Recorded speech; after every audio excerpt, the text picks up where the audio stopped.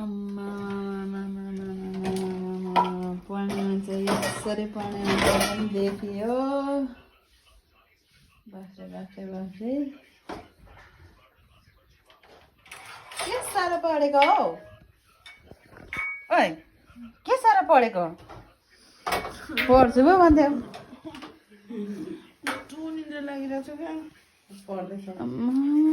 यति साह्रो त नपढ न हौ यतिको पढाउँदा जस्तै हुनै पर्छ फेरिको यसै चाहिँ यहाँ आएर न सक्नु छ र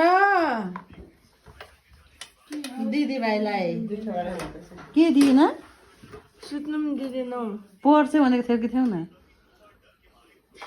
के भयो त हो नि सुत्दा चाहिँ एकछिन त कस्तो साइलेन्ट भिडियो